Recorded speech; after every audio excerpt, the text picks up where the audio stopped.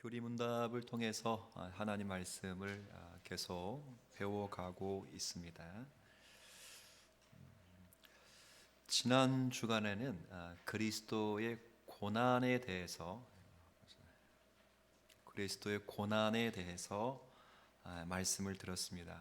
빌라도에게 고난 받으시고 십자가에 못 박혀까지를 우리가 잠깐 나누었어요. 그러면서 우리 그리스도의 고난에 관해서 특히 우리가 유의해야 되고 주의할 것이 뭐냐 그럴 때 그리스도의 고난은 하나님의 아들로서 받는 고난이다 하는 거예요.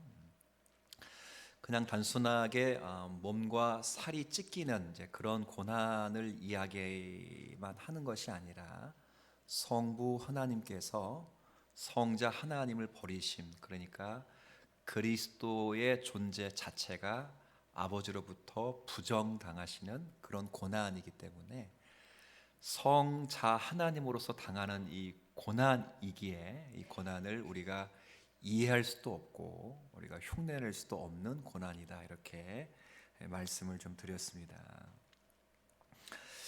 그래서 이제 오늘은 이제 그 십자가형의 고난 받은 다음의 이제 일들인데, 우리 사도신경에 나와 있는 것처럼 십자가에 못 박혀 그다음 뭐라고 돼 있어요?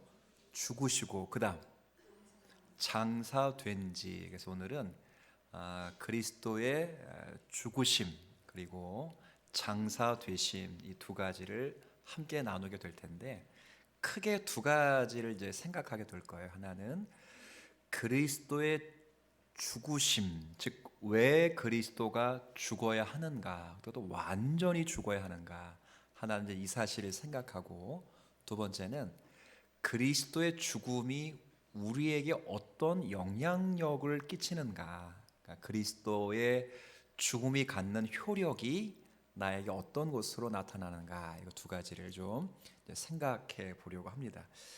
자, 먼저 40문과 41문은 그리스도의 죽음, 왜 그리스도가 죽어야 되는가 하는 부분에 대해서 이제 설명하는 이제 그런 부분이에요.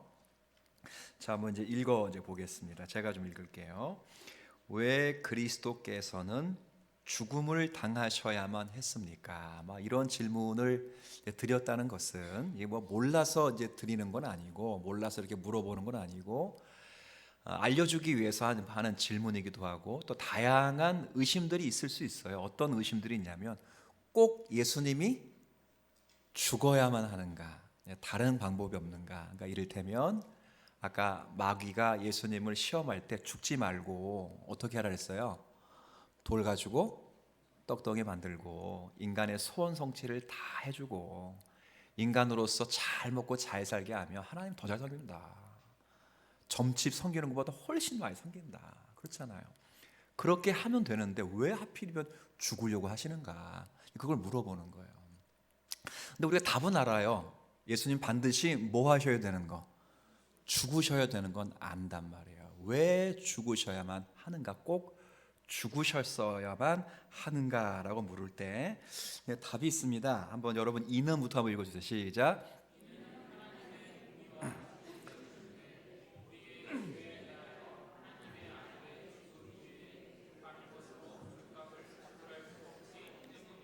네, 아멘. 자, 잘 보시면 빨간 글씨 여러 군데가 쳐 있는데, 여기 밑에서 두 번째 줄에 보면 죽음은 죽음인데, 자, 여기 뭐라고 되어 있어요? 하나님의 아들로서 죽는 거다. 아무나 죽는다고 될 문제는 아닌 거예요. 그러니까 반드시 죽어야 되는데, 인류, 지금까지 살아왔던 인류가 1,000억 명이 되더라도 1,000억 명이 다 죽는다고 해결될 문제가 아닌 거예요. 그러니까 반드시 이 죽음은 하나님의 뭐로? 아들로서 죽는 죽음인데, 자, 그 무엇 때문인가? 여기 맨 밑에 여기 한번 읽어주세요. 시작. 죄값을 지불할 수 없기 때문에 하나님의 아들로서 죄값을 뭐 하기 위해서 죽었다는 거예요? 지불하기 위해서. 그래서 죽을 수밖에 없었다는 거예요. 이제 그걸 이제 우리에게 알려주는데 오늘 요절입니다. 오늘 요절. 자, 다시 한번 읽어주세요. 시작. 선악을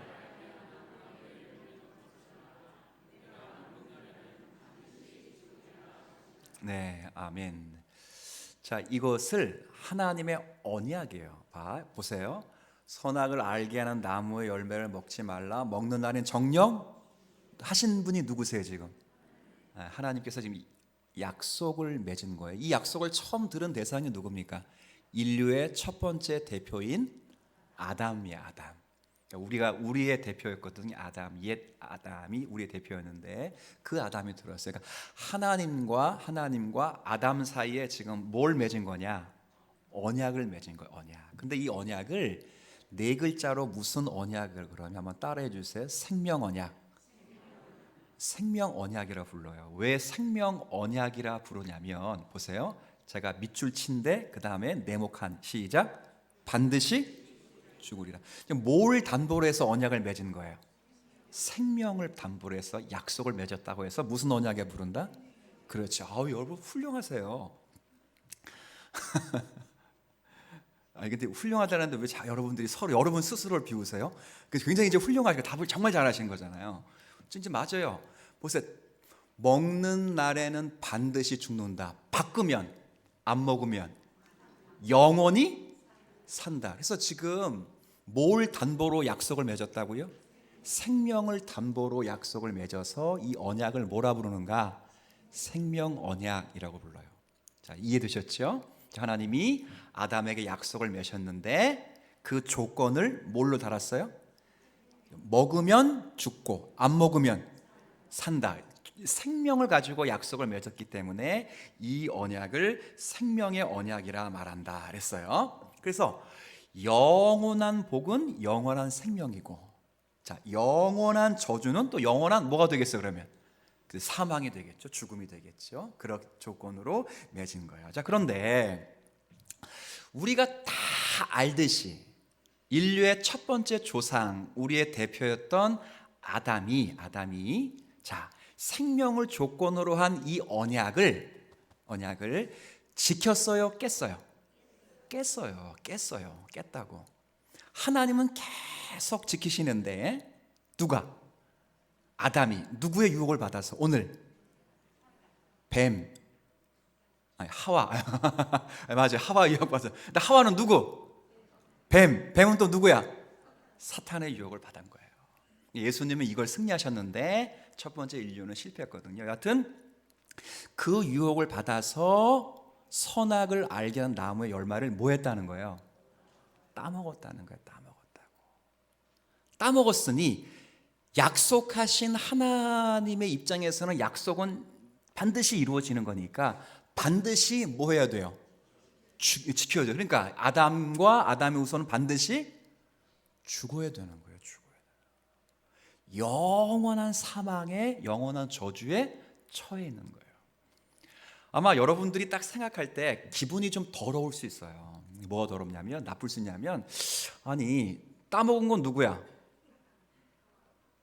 여러분 따먹은 사람 손 들어봐요. 따먹은 건 누구야? 아담인데 왜 내가 괜히 재수없게 거기더라? 뭐 그럴 수 있어요. 근데 아담만 따먹은 게 아니고 아담을 인류의 뭘로 삼았다고요? 조상 겸 대표자로 삼았어요. 한 나라의 대통령이 다른 나라와 수교를 하거나 약속을 체결하면 한 나라의 대통령 한 사람이 체결한 게 아니고 그 체결에 따라 효력이 발생되는 전체 영역은 어디까지 미쳐요? 그 나라 전체에 미치는 거예요. 이해되셨죠? 그러니까 예전에는 이걸 어떻게 이야기했냐면 조금 이제 우리가 억울하다 보니까 지금은 뭐 다 이렇게 물 틀면 어디서 나오냐면 올라오잖아요. 땅에서 이렇게 수도로 다 올라오는. 옛날에는 다 어디서 내려왔어요? 물탱크 위에서 내려왔잖아요. 그래가지고 뭐 아담이 물탱크에다 독약을 타가지고 비유를 드는 거야. 우리가 수돗물 틀어가 독약을 먹어가지고 다 지금 사망에 이르렀다고. 이거 다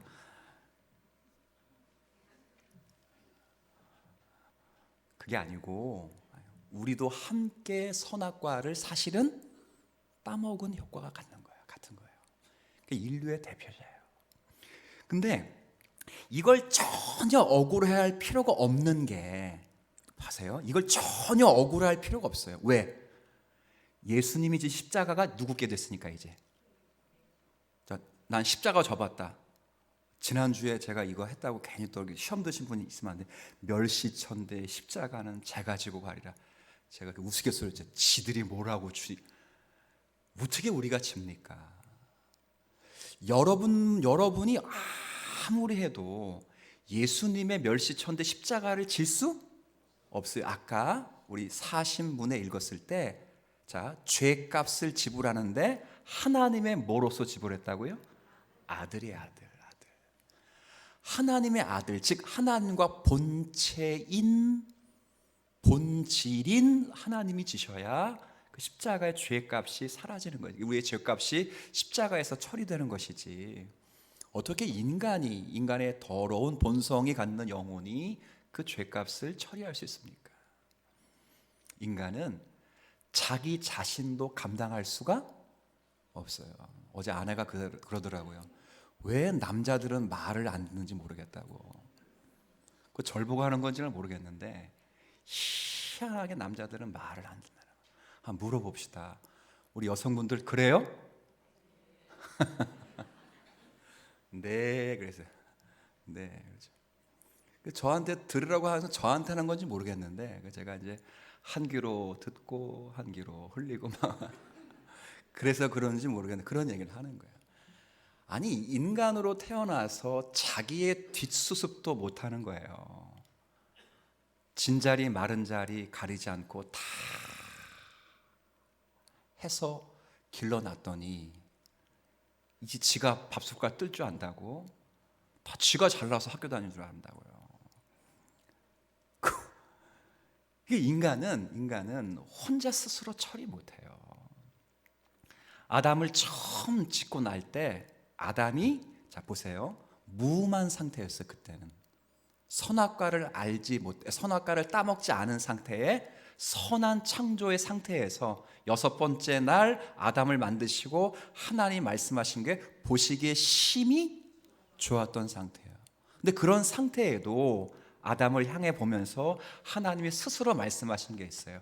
홀로 독처하는 것이 좋지 않으므로. 무음의 상태라고요. 죄가 없는 상태에도, 뭐 이게 남자만 홀로 있으면 안 좋고 여자는 홀로 있어도 된다 이 말이 아니라, 남자나 여자나, 그래서 결혼을 꼭 해야 돼요. 남자나 여자나 혼자 있는 게 좋은 게 아니라는 걸 하나님이 너무 잘 알았어요. 죄가 없는 상태에도 하나님은 홀로 있어서 자신의 값을 감당하기 어렵다는 걸 너무 잘 아시고, 그다음 배필은 배필인데 무슨 배필이에요?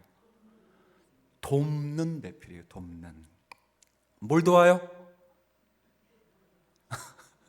자, 뭘 도와요? 우리 권사님 뭘 도와? 월급, 자녀, 땅을 경작하는 거예요. 경작, 즉 에덴 동산을 경작하는 걸 돕는데, 그 당시 에덴 동산은 교회이자 하나님의 나라이고, 요한계시록 21장 22장의 에덴 동산도 완성될 하나님의 새로운 하나님의 나라의 나라, 즉 하나님의 나라를 펼쳐가는, 하나님의 뜻을 펼쳐가는데 배필인데 무슨 배필? 돕는 배필이라고. 보세요, 뭘 말씀드리냐, 무음했던 존재인데도 하나님의 뜻을 펼쳐 나가는 데 있어서 홀로 할 수 없다는 걸 아신 거예요. 그래서 베푸신 게 누구예요? 돕는 배필인 하와를 만든 거 아니겠어요? 이제 그런 상태였기에 인간은 자기의 구속, 자기의 죄값도 감당하기가 어렵다니까요. 제가 한번 우스갯소리로 얘기했지만 미국에서 형량을 한번 때리는 걸 보세요. 형량을 때리는데, 예를 들어 제가 이제 감옥에 갔어요. 그러면 뭐 가장 큰 죄면 뭐 하면 되겠어요? 사형. 그것도 그 다음 밑에는 무기징역, 그 다음 밑에는 뭐 이렇게 때릴 거 아니에요. 근데 형량을 딱 때리는데 제가 이제 앞으로 살아봤자 아니 말이 좀 그런데, 여러분 제가 살아봤자 40년도 못 살 거 아니에요, 그죠? 40년 못 살 것 같아요, 목사님. 90세를 90세? 몰라요. 지금은 못 넘길 것 같은데 그때 되면 더 살게 해달라고 막 기도할 수도 있는데 모르겠어요. 지금은 뭐 이렇게 건강이 그때 90세까지 팔팔하게 살 수 있을까? 그런 생각이 드는데 형량을 때리는데 999년 딱 때려버린 거예요. 이거 왜 때립니까? 성경의 정신을 가리키는 거예요. 가르치는 거예요. 네가 이 죄값을 감당할 수 있다 없다? 없다는 거예요. 없다. 무한대라는 거예요. 이 죄값은 사실은. 그렇기 때문에 인간으로서는 우리의 죄값을 감당하기가 어려워요. 어렵다고. 그래서 하나님의 아들이신 그분이 우리의 죄값을 감당하시기 위해서 반드시 우리를 대신하여 고난 받으실 뿐만 아니라 오늘 다룰 주제 십자가에 못 박혀 죽으셔야 돼요. 죽으셔야 돼요. 반드시 죽으셔야 돼요. 왜? 히브리서 9장 22절에 피 흘림이 없으면 사함도 없어요. 그러니까 살함, 즉 용서를 반드시 받으려면 누군가가 나를 대신하여 뭐 해야 돼요? 피 흘린다는, 피 흘린다는 게 손가락 찢겨지고 다리 부러지고 해서 피가 잠깐 나는, 저도 오늘 면도할 때 피 났어요. 뭐 그런 피 나는 게 아니고, 여기 피 흘림이라는 건 동물이 죽는 실습을 했잖아요. 완전히 죽어서 완전히 태워지는 죽음이에요. 근데 보세요, 피 흘리려면 반드시 죽어야 되는 것인데, 근데 인간의 죽음은 인간의 죄값도 감당하지 못하니 하나님의 누가? 아들이 죽어야 된다는 거예요. 그래서 예수님은 고난만 받으신 게 아니라 고난의 절정에 못 박히시고 그 다음 뭐 했다고요? 죽으셨다네요. 죽으셨다. 무엇 때문이냐? 아까 읽었어요. 자, 네모난 글씨부터 읽어주세요. 시작. 하나님의 아들의 죽음 이외에 다른 것은 죄값을 지불할 수 없기 때문입니다. 예. 그래서 매 여기 보면, 자, 이처럼 그는 우리의 죄값을 지불하기 위하여 반드시 뭘 당해야 된다? 죽음을 당하셔야만 했다 하는 것을 분명히 가르치는 거예요. 예수님의 죽음은 우리의 죄값 때문에 받으신 것이다 하는 거예요. 그냥 십자가에서 고통당하셨다 이 정도로 될 문제는 아니라는 거예요. 자, 그럼 그 다음도 십자가에서 죽음을 이야기하는데 41문에 보면 그 다음 문제는, 그러면 죽으시면 됐지 왜 장사 지낸 바 되었는가 그거예요. 한번 여러분 한번 읽어주세요. 시작. 그것은, 네, 이 말은 예수님이 죽긴 죽었는데 잠깐 죽은 것처럼 보였을 수도 있다라고 말하는 사람이 있었다는 거 없었다는 거예요? 있었다는 거예요. 가연서를 주장했던 영지주의자들도 그렇게 얘기를 했고, 뿐만 아니라 그 당시 많은 사람들이 그런 이야기를 하기도 했단 말이에요.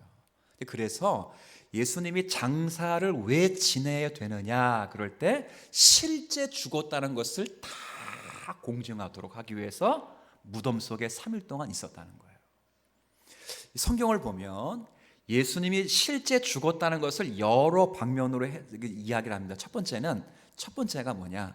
십자가에서 딱 운명하면, 모든 죄수가 십자가에서 딱 하고 운명하면 첫 번째 하는 게, 첫 번째 이게 뭐냐? 사람이 죽었는지 안 죽었는지 간을 보기 위해서 그 사형 집행 로마 병정이 첫 번째 하는 게 뭐예요? 긴 창을 이 배 아랫부분부터 목까지 픽 하고 찔러요. 그리고 탁 하고 내리면 창자가 쫙, 어디 갔어요 이거? 뭐 떨어져갔어. 창을 쫙 내려오는 거예요. 이걸 로마 병정이 했어요. 예수님의 배 옆구리부터 시작해가지고 창자가, 이 창이 엄청 크거든요. 이 정도 창을 싹 집어넣고 팍 빼니까 물과 피와 창자가 쑥 하고 빠졌다고요. 그렇게 찌를 때 윽 하면 안 죽은 거잖아요. 그렇잖아요. 근데 그렇게 푹 찔렀는데도 예수님이 반응하지 않았어요. 두 번째 안 한 거예요. 두 번째는 뭘 안 해요? 그렇게 한 다음에 약간의 미동이 있으면 두 번째는 모든 관절을 다 꺾어요. 부러뜨린다고요. 그러니까 로마 병정이 그걸 해야 되는데 푹 찌르을 때 예수님이 반응을 했어, 안 했어요? 안 했으니 죽었다고 생각하고 꺾지를 않았는데, 놀라운 건 구약에 꺾어야 되는데 꺾지 않을 것이라 예언이 또 돼 있어요. 참 더 놀라운 거예요. 왜 이렇게 심각한 표정으로 다들 주님이 그렇게 고난 받으셨다니까요. 근데 이건 아무것도 아니랬잖아요. 제가 어제 지난주에 이건 진짜 아무것도 아니에요. 이걸 흉내내는 사람들이 있어요. 21세기에 들어와서 그것이 비인도주의적이라 해서 필리핀에서는 안 하지만 20세기까지만 해도 필리핀에서 매년 고난주간이 되면 한 사람을 샀어요. 한 사람을 사서 그 사람의 가족을 평생 책임져 주고 그 사람을 십자가에 못 박는 시연을 맨날 했다고. 매해마다 한 거예요. 매해마다. 그러면 자원에서 뽑는 거야. 가난한 사람 가운데 예수님을 대신해서 십자가 체험을 좀 하고 싶다. 그래서 멋지게 한번 죽고 싶다. 그런 사람이 있을 거 아니에요. 그러면 자기 가족을 하나 딱 하고 자기가 지원하면 그렇게 가는 거 십자가예요. 근데 그게 21세기에 돌아와서 야 그게 어떻게 사람이 할 짓이냐 이렇게 해서 지금 천주교에서는 안 하고 있어요. 근데 20세기까지만 해서 천주교에서 필리핀에서 해왔던 게 그런 짓거리예요. 그리고 내려왔어요. 아리마대 사람 요셉이 그를 그렇죠? 세마포로 동글동글 쌌을 때 예수님이 미동을 했어요, 안 했어요? 안 했잖아요. 그리고 돌 무덤에 며칠 동안. 그러면 죽은 거야, 안 죽은 거야? 확실히 죽은 거예요. 그래서 아까 죄의 삭은 사망이고 피 흘림이 없이는 사심도 없기 때문에 그 예수가 죽은 척만 한 것이 아니고 거반 죽은 것이 아니고 하나님의 아들이 거반 죽은 것이 아니라 하나님의 아들이 죽을 뻔한 게 아니라 하나님의 아들이 우리의 죄값을 치르시게 하여 실제 죽으셨다 하는 것을 온 세상에 유대인들이 아니면 예수님을 추종하는 사람들이 그런 얘기를 퍼뜨렸다면 혹시 거짓말 아닐까 이렇게 말할 수 있어도 사형을 집행하는 로마 병정들이 아 진짜 죽었네? 라고 판단하면 진짜 뭐 한 거예요? 죽은 거지.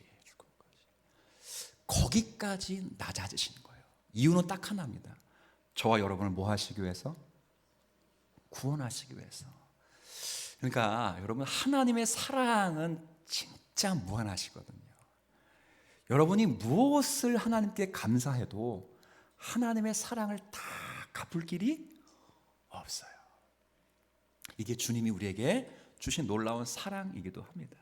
제가 뭐 성경 구절은 이제 시간 요약해서 지나가고 자 그다음 저기에서 자 요점은 이처럼 읽어주세요. 시작. 이처럼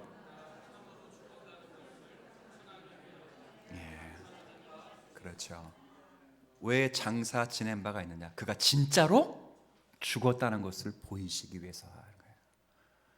자 그러면 이제 42문과 43문은 뭐냐 그러면 아까 40문과 41문은 그리스도의 죽으심에 대한 사실이었다면 42문과 43문은 그리스도의 죽음이 나에게 어떤 영향력을 끼쳤는가 하는 것을 설명하는 거예요. 첫 번째는 42문은 그리스도의 죽음이 나를 변화시킨 것은 나의 죽음에 대한 의미를 변화시켰고 두 번째 43문은 그리스도의 죽음이라는 사실이 나를 변화시킨 건 살아가면서 우리의 삶을 변화시킨 것이다 그랬어요. 좀 어렵지만 읽으면 되게 쉬워요. 읽어봅시다. 제가 읽을게요. 42문. 자, 그리스도께서 우리를 위하여 죽으셨다고 하면서 왜 우리 또한 죽어야 하는 이유는 무엇입니까? 안 죽으면 안 됩니까? 라고 묻는 거예요. 자, 그럴 때 답 시작.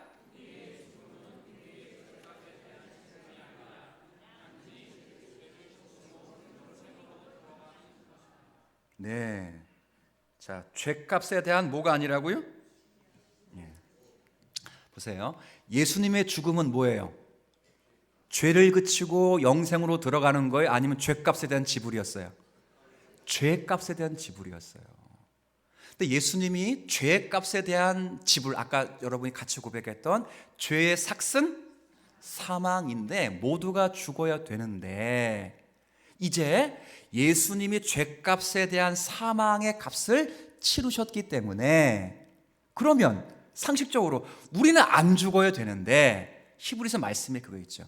한 번 죽는 것은 하나님이 정해놓은 이치예요. 범죄를 생각하게 하는 하나님의 이치라고. 그래서 모든 사람은 다 죽어. 예수를 믿어도 죽고 예수를 안 믿어도 죽어. 죽는데 문제는 다른 사람에 대한 죽음은 죄의 형벌이지만 우리의 죽음은, 한번 따라해 주세요, 죄를 그치는 것이다. 영생으로 들어가는 문이다. 그거예요. 이게 무슨 말이냐? 예수를 믿어도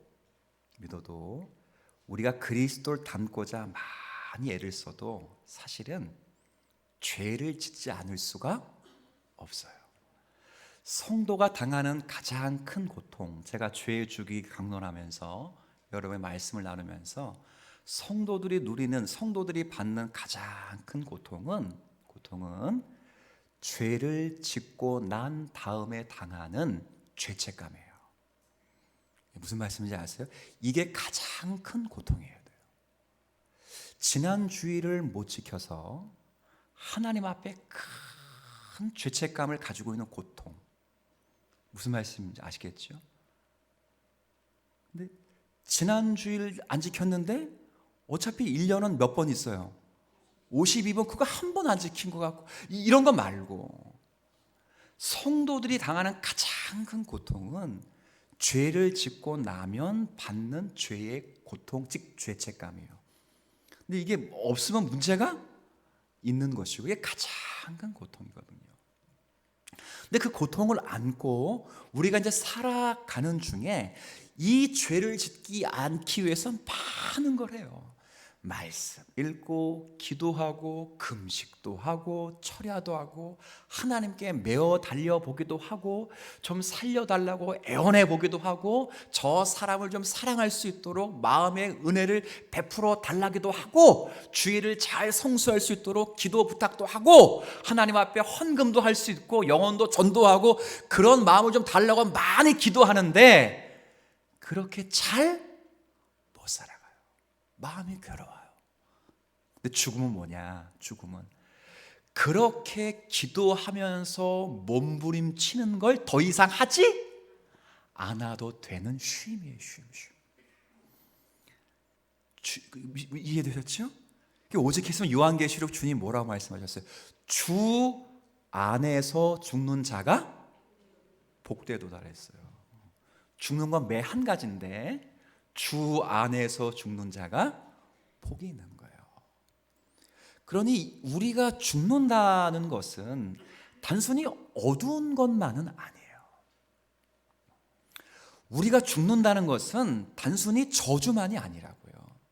죄값은 주님이 죽으심으로 담당했기 때문에 우리가 나중에 여러분들이 20년을 더 살든 30년을 더 산들 40년을 더 산들 더 산 다음에 죽는 거는 심판이 아니라 내가 그토록 바랬던 죄를 말살시키는 것, 죄를 더 이상 짓지 않고 영원히 그리스도와 함께 살아가도록 하는 곳으로 들어가는 문을 통과하는 거예요.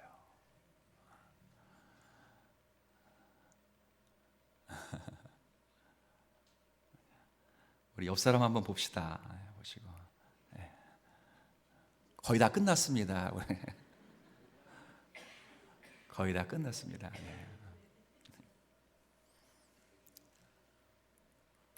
저도 오늘 10시 5분에 이제 일어나서 거의 못 앉아 있었어요. 지금 계속 지금 뭐 예배 끝나고 구역장 모임 또 상담 3040 모임 지금까지 하고 내려왔는데 지금 교환도 지금 간신히 갖고 내려왔거든요.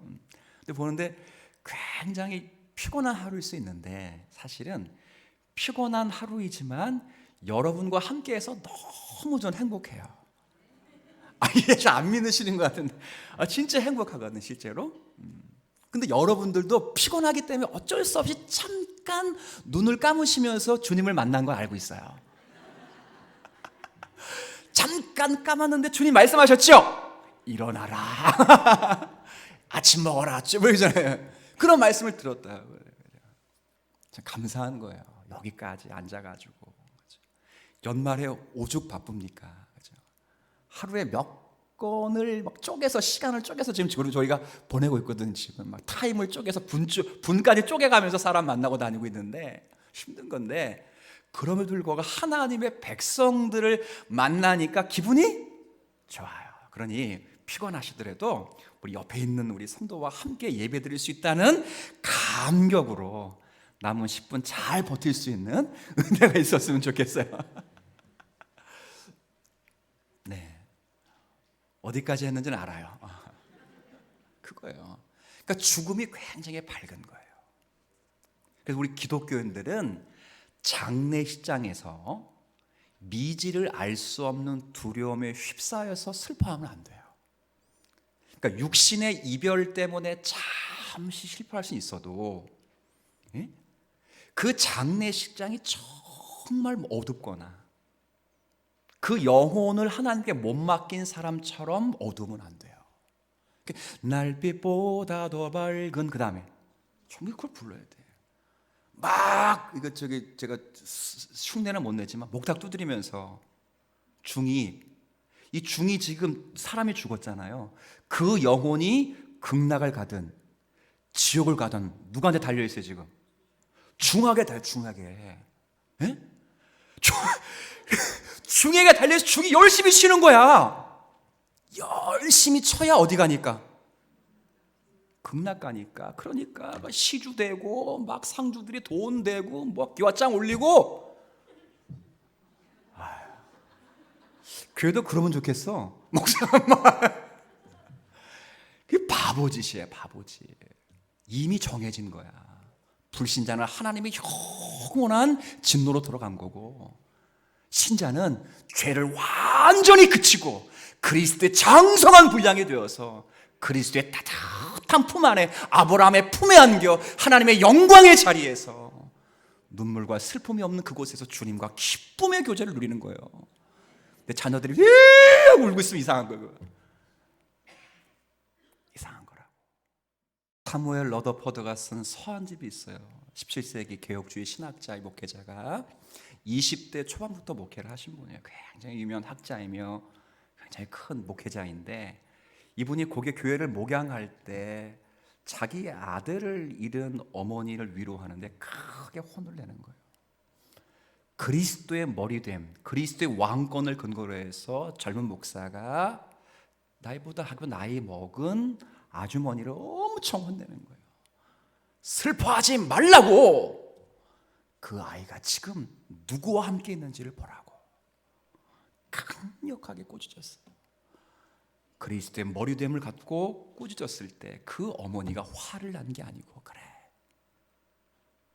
부족한 부모의 손길보다 영광스러운 주님의 손길이 훨씬 아름답고 정미하다는 사실로 인하여 기쁨을 누렸다는 그런 편지가 있어요. 우리가 그렇게는 할 수는 없지요. 우리 믿음이 거기까지는 아닐 수 있어요. 그러나 이 죽음이라는 것에, 우리가 신자의 죽음이라는 것이 얼마나 또한 긍정적일 수 있는가를 생각해요. 그렇다고 자살하라는 말이 아니고 빨리 죽어라 이런 말이 아니고, 하나님이 정해놓으신 이치를 우리가 어떻게 극적으로 맞을 수 있는가 하는 거예요. 성도는 안 죽으려고 막 그런 사람이 아니에요. 우리나라는 기독교 국가가 아니기 때문에 시한부 선고를 받으면 뭐라 그래요? 제가 이제 만약에 말기암 환자예요. 의사를 찾아갔어요. 그 의사가 뭐라 그래요? 괜찮아요. 잘 드세요. 걱정하지 마세요. 이렇게 위로한다고. 이제 자녀들이 이제 만약에 다 알고 있어요. 알고 있는데 자녀들이 야, 나 괜찮다니. 괜찮아 아빠. 걱정하지 마. 이렇게 얘기해. 근데 기독교 국가는 그렇게 얘기 안 해요. 당신의 삶이 길어야 1개월이에요. 정확하게 이야기해요. 그 죽음의 의미를 이야기해줘요. 그 남은 기간 죽음의 의미를 잘 생각하면서 주님 만날 걸 기대하면서 한 달을 잘 정리할 수 있는 시간이 돼요. 왜 그러느냐? 종교의 차이예요. 우리나라는 유교 문화를 중심으로 했기 때문에 개똥밭에 굴러도 어디가 최고예요? 이승이 최고지만 기독교의 사상은 이 땅 가운데 주어진 환경을 초월해서 하나님의 나라의 궁극적인 복이 있기 때문에 지금 여기에 생을 잃어버린다는 굉장히 큰 아픔이기도 하지만, 그러나 이 생이 끝나면 영원한 하늘집에 우리의 본향이 있다는 사실을 기억하면서 감사함으로 죽음을 통과하도록 하는 거예요. 그 죽음도 극복하는 게 기독교예요. 그게 부활이에요, 부활. 죽고자 하는 자는 그래서 살고자 하는 자는 죽는 거예요. 그래서 안 죽으려고 막 교회에서도요, 주님의 일 맡겨놓으면 몸살이고 보면 불쌍해 죽겠어. 사실은 가끔 뺀질이 있어요, 없어요? 내년에 할게. 내년 딱 됐어. 올해는 이게 안 돼가지고. 그런 분들은 평생 안 돼요. 평생 안 된다고. 근데 한번 하기로 시작하면 주님의 역사하심은 위대한 거예요. 이걸 몸으로 느끼며 살아가는 성도의 삶이 복된 거예요. 무슨 얘기하다 여기까지 왔는지 모르겠는데 죽음의 가치가 그런 거예요. 자, 그 다음, 그리스도의 죽음이 우리를 변화시킨 첫 번째, 우리의 죽음에 대한 의미를 바꿨다. 즉, 죄값에 대한 형벌이 아니라 죄를 뭐 하는 거다? 그치는 것이고 영원한 천국에 들어가는 것이다. 얼마나 밝아요. 자, 그러면 그리스도의 죽음이 미래에 있을 우리의 죽음의 의미만 바꿔놓았는가? 현재는 안 바꿔놨는가? 그건 43문에서 이야기해 주는 거예요. 현재까지도 바꿔놨다는 거예요. 자, 제가 읽을게요. 십자가에서 그리스도의 제물 되심, 즉 그리스도의 죽으심으로 우리가 아까 얻는 유익, 첫 번째가 뭐냐? 나의 죽음을 굉장히 바르게 아름답게 해석했다. 이거 말고 또 얻는 게 없습니까? 그러면 있다는 말이 없다는 말이에요. 있다는 말이 있다는. 뭘 얻는가? 여러분 한번 읽어주세요. 시작.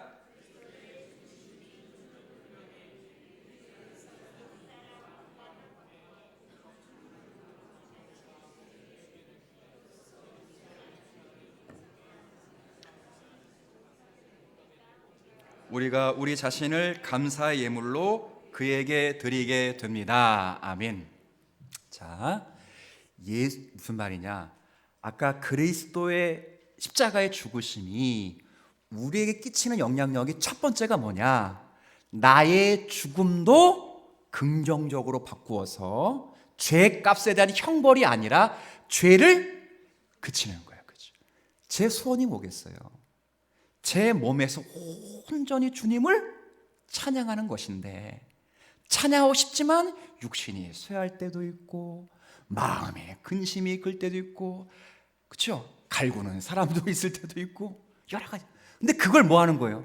그쳐서 온전히 주님을 찬양하는 것으로 들어가는 것이라면, 두 번째는 그건 미래에 있을 일이잖아요. 아까 그랬잖아요. 제가 언제 죽을지 모르고 미래에 하루가 됐든 1년이 됐든 10년이 됐든 미래이라고. 그럼 지금 현재에도 그리스도의 죽으심이 주는 의미가 있다 없다? 있다는 거예요. 있다는 거. 자, 따라합시다. 옛사람이 죽고 새 사람으로 살아난다. 그렇죠? 우리의 옛 본성이 죽는 거예요. 아유, 내가 예수만 안 믿어서 너 죽었었는데 벌써, 그죠? 그런 말 하는 분 있죠. 맞는 말이에요. 에휴, 구원은 내가 받고 생명은 네가 누리는구나. 옛날에 그랬잖아요. 예수를 믿고 나니까 하나님의 마음 그리스도의 성품으로 바뀌어버리는 거예요. 그게 죄된 옛 생활을 다 정리하는 거예요. 우상 쫓았던 삶, 술 먹고 마약하고 노름하고 막 이상한 짓거리 했던 삶 다 죽여버려요. 거짓말하고 사람을 막 이용했던 그런, 이익만 되면 물불 안 가리고 뛰어들었던 그런 삶 전부 죽여버리고 자신을 감사의 예물을 드리면서 어떻게 하면 하나님을 기쁘시게 하고 이 땅에 많은 사람들을 하나님의 사람으로 유익하게 만들며 그들을 위하여 인류의 복지와 공공의 유익을 위해 어떻게 내가 한번 봉사해 볼까 하는 마음으로 바꿔놓는 거예요. 그래야 사회가 좀 밝지 않겠어요? 그리스도인들이 지금 700만 명이 되는데 우리나라에 5명 중에 한 사람이 아직까지는 그래도 기독교인들이 아니겠어요? 근데 그런데도 그런 삶이 실현되지 않으면 좀 그리스도의 죽으심은 우리에게 영향을 끼치는 게 없다는 거예요. 그런 거예요. 지금 그리스도의 죽으심은 장차 여러분이 죽는 것에만 영향을 끼치는 게 아니고 지금도 내게 영향이 있다 없다? 있다. 뭘 죽인다고요? 옛 자를 못 받고 막 묻어버리는 거야. 예수님이 죽으신 다음에 장사 지낸 것처럼 완전히 땅속에 집어넣는 거야. 계속 나는 날마다 죽노라 맨날 죽이는 거예요. 욱 할 때도 날마다 죽노라 그죠. 막 아내가 잔소리를 해도 날마다 죽노라는 거예요. 그렇잖아요. 뭐 전 성질 없는 줄 알아요? 고집이 누가 제일 세요? 안강최야. 에? 우리 장로님들 잘 알아요. 제가 웃으면서 다 하지만 결국 다 내 뜻대로 돼. 안씨 고집이 굉장히 쳐요. 그런데 그때마다 날마다 죽노라. 왜? 세계 평화를 위해서 내 한 몸 희생하겠다. 그런 거예요. 그런 거. 뭐 가족 이야기해서 죄송스럽지만 이게 여러분들이 삶을 살아가는 삶의 자리라고요. 욱할 수 있어요. 나도 승질낼 수 있다고. 지렁이도 밟으면 꿈틀거린다고. 세상 사람은 꿈틀거려 보라고 막 뭐라 그러는데 죽이는 거야. 내가 그런 방법을 사용해서 그런 이익을 얻어도 나는 옛사람을 죽였기 때문에 그런 방법은 제가 사용할 수 없겠다. 이익을 못 주는데 걱정하지 마세요. 먼저 그의 나라와 의를 구하면 반드시 하나님 먹이시는 거예요. 믿는 거예요. 믿는 거. 죽이는 거예요. 억울하고 답답할 때가 있어요. 그럴 때도 주님이 알아주시면 됩니다 하는 마음. 그게 삶에 지금 그리스도가 주신 죽음의 의미를 몸에 짊어지고 다니는 거예요. 십자가의 흔적을 가지고 다니라고 바울이 말했잖아요. 자기 몸에 십자가의 흔적이 있길 원하는, 그게 새로운 삶이에요. 죄에 대하여 죽고 의에 대하여, 이게 성화예요. 성화의 본질이 죄에 대해 죽고 의에 대해 사는 거예요. 그런 삶을 살아가도록 주님이 만드셨다는 거. 이게 그리스도의 죽음이 만드신 두 번째 놀라운 의미라는 거예요. 오늘 여기까지 할게요. 43문은 맞지? 43문 맞죠? 43문은 지옥 강화예요. 참고적으로 제 1분만 말씀드리면, 예수께 십자가에 못 박혀 그 다음 죽으시고 그 다음 장사하시고 그 다음 원래 뭐예요? 사흘 만에 부활하시는데 원래 그 사이에 지옥에 내려가시고 라는 말이 있어요. 영어 성경, 영어권 뭐가 유럽은 다 써요. He descended into hell. 그래서 그분이 지옥에 내려가셨다라는 표현이 있어요. 과연 예수님이 진짜 지옥에 내려가신 것일까? 그럴 때 예수님이 부활하신 후에 진짜 지옥에 내려가는 것이, 예수님이 진짜 지옥에 내려가시 아니라 예수님의 큰 고난 받으심이 지옥에 내려가는 고통과 버금가고 그 고통 속에 있는 성도들을 하나님이 구원하셨다는 것을 표해 주시는 것입니다. 베드로전서 3장에 보면 그리스도께서 옥의 영으로서 옥으로 내려가서 복음을 전파할 때 그 옥이 지옥이 아니고 실제 지옥에 내려간 게 아니고 천주교처럼 연옥에 내려간 게 아니고 그리스도의 부활 사실이 지옥에까지 선포되었다는 거예요. 뒤늦게 후회한 거죠. 그 사람들이, 지옥에 있는 사람들이.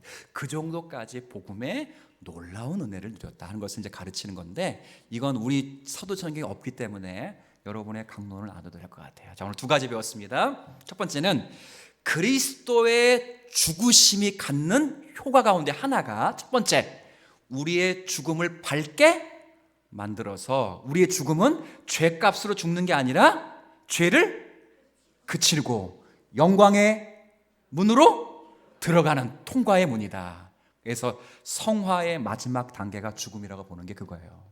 두 번째, 이 그리스도의 죽음의 긍정적인 의미는 내가 미래에 죽을 때만 나타나는 게 아니라 지금도 삶 속에서 나타나는데, 옛 본성을 죽이고 의에 대하여 새롭게 살아가는 거예요. 지금도 계속 그런 삶을 살아가는 거예요. 그게 그리스도의 죽으심이 여러분의 삶 속에 나타나는 거예요. 날마다. 그 다음 멸시천대 십자가 이거 말고, 제가 지난주에 알려드린 십자가 있죠? 무슨 십자가? 따라합시다. 자기 십자가. 남이 절대 못 지는 자기 십자가. 그건 제가 못 지잖아요. 제가 뭐 이렇게 제가 누구 남편 할 수 없어요. 어떤 남자가 제 아내 그 꼴을 볼 수 있겠어요? 제가 못해. 그건 저만이 지는 십자가라고. 저만이. 여러분이 못 져요. 여러분이 질 수 있는 십자가를 잘 지고 한 주간 하나님의 사람으로 살아내는 그런 성도들이 다 되었으면 좋겠습니다. 하나님.